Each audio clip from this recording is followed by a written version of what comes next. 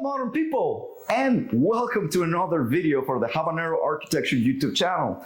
Today is the last video of our series, The Value of Hiring an Architect. So video 5 of 5. We made it. And today we're going to be asking 10 questions, which I have right here. And they are available completely free on our handbook, The Value of Architecture, which you can find at www.habaneroarchitecture.com/resources. Just drop us a line and we'll send you a link to your PDF. Again, absolutely free. This PDF, which is the whole series, like what's based on, will offer you value intel, valued information, and very resourceful topics of what architecture is, what's the process, how much does it cost, how to communicate with your architect, and more. So please drop us a line.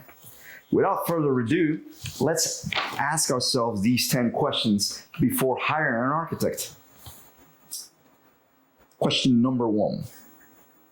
What would you say is your architecture style and firm's philosophy? This is just an entizer to pick on the architect's brain. And you'll get to know in a deep level. Not all architecture is the same, and everybody has a different practice and a different philosophy and a different vision of what style is. For instance, Habanero Architecture thinks that modernism as a state of mind rather than a style is what we pursue. And that's our value. Better design, better you. So just ask this question just to see what your architect, she or he, will tell you. And if you like what you're hearing, then that's definitely a plus, right? Because you're going to be embarking on a venture for the next couple of months, perhaps years, who knows? And you have to have that sense of trust and connection with this group or this individual. So definitely a good question to ask just to open the conversation. Question number 2, have you done projects similar to mine? Again, this is a very good question, very common sense, right? But we tend to forget many times. And mainly, like let's just put for instance, you want to do a restaurant, but this specific restaurant, it's top of a hill. And you want to enjoy the views and everything, but you want to make sure that this architect not only has done a restaurant, but a very specific type of, like it's going to have cantilever, everything overlooking a valley. So if you want to compare apples to apples, maybe they haven't done a restaurant, but a house that has cantilever, everything overlooking a hill. You get to decide if this is a good match for you or not, and just hear them out, like what are projects that are similar to your vision. Question number 3, can you explain your design process? This is a legit question. You just want to know what to expect, when the decisions need to be taken, what are the milestones, and if it's a 3 steps forward, 2 steps back process, which generally speaking, architecture tends to be that way. Well, at least what are the things that you use to regulate that, to control that? Can you explain to me what should I be expecting first, then in the middle, then at the end? How much these things cost, when do I need to design things? I do have that video that explains how to communicate with your architect on one of our previous videos for this series. Check it out because this is a really great resource. Question number 4, what are the tools you use and how you present your ideas through the design process? So I don't endorse any software or any programs out there, just FYI, but say you have a consultant that uses AutoCAD or Vectorworks or similar software, and you need the architect to collaborate with this person. You want to ensure what tools they use. That's a valid question.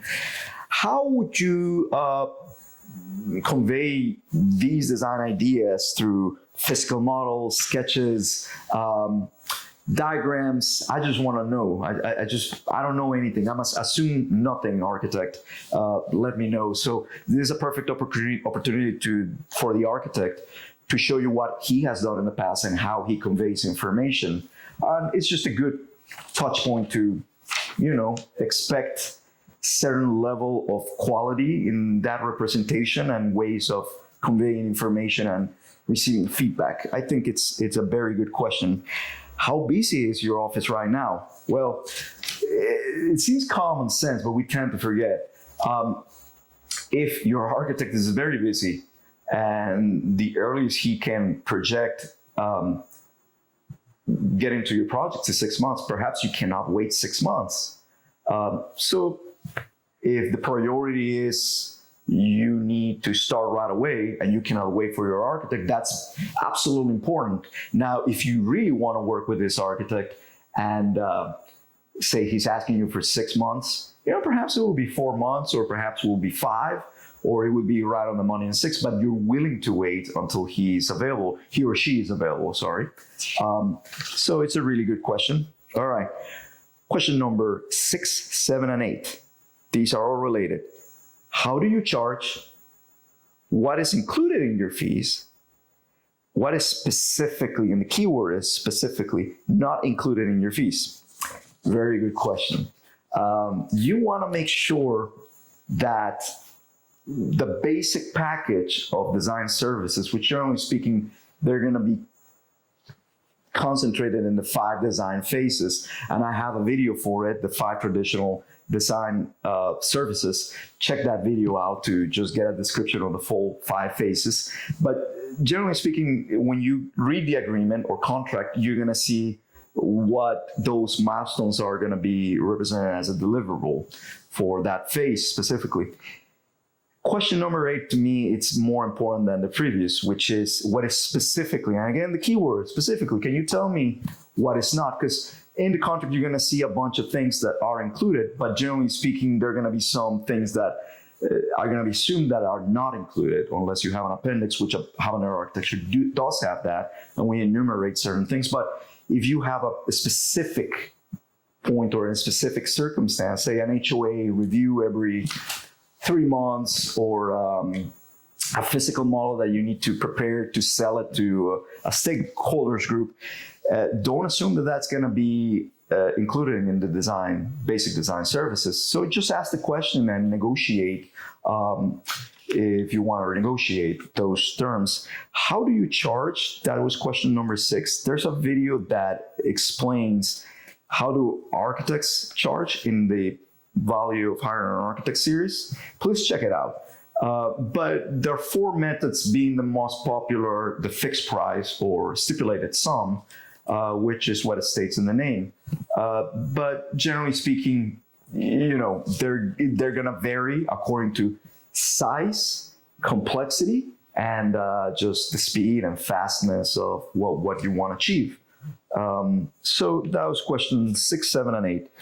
Question number 9, what steps do you take to ensure that my project would stay on budget? That's very important. Going back to the 5 design phases, please check that video. At the end of every design phase, there should be a check balance on the budget and the design. That's the shortest answer. But it's going to depend on practices. For instance, Habanero architecture, because he has seen a thing or two. If your project is small and it's meant to be fast, perhaps you don't need the 5 design phases and you're using 2 phases, one combination, feasibility study, schematic design. Then we test the design, we bid it out for a couple of contractors, and they will give us a good idea of where we are with the design against the budget, and then move on into design development / construction documentation phase, which would be prepared for permitting and contract drawings. And going back to this, architects, I already explained this in a couple of videos, but architects do not control the prices. Architects can anticipate prices based on square footage, general knowledge of how materials are costing, like price per square foot for glass, because modern architecture requires a lot of glass for those fancy facades and all of that.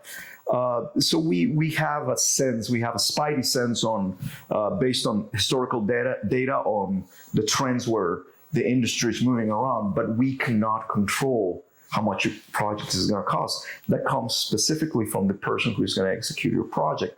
So there's always the need to check and balance those two. And so just ask your architect, hey, how do you ensure, how do you make those checks and balances with my design and the budget? How do you communicate that?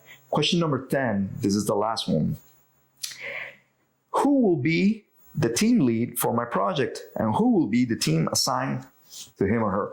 This is a very personal question, and it's very good. Not all firms are boutique firms like Habanero Architecture. Some others are bigger, or they're more focused on commercial, multifamilies, and or they have various divisions. So this is a good question to ask if you venture into a bigger firm and you just want to know who's going to be the person who you're going to be communicating, establishing, a connection, or expecting, answers from. Just ask him these questions again to that person. You're entitled to just know who your team is going to be. So before hiring the architect or the group in this person, what kind of person you're dealing with. Those are questions that are going to make you comfortable before hiring him or her, the architect. And with this, we have come to the end of our video series, The Value of Hiring an Architect. It has been a pleasure. Thank you for letting me into your homes. Again, visit our website, habaneroarchitecture.com/resources, and download completely for free The Value of Architecture Handbook. It's so important. It's just easy. It's absolutely free.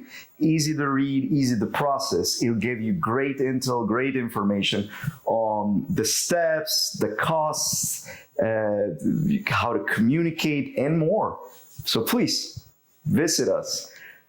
It's never too early to start planning on your project.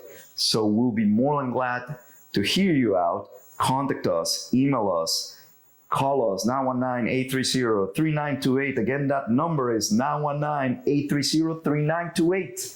Or leave us a comment down below. We would love to hear more about any additional questions other than these 10. You might have some. We'll be more than glad to respond them right below. So don't hesitate. Till next time, let's go.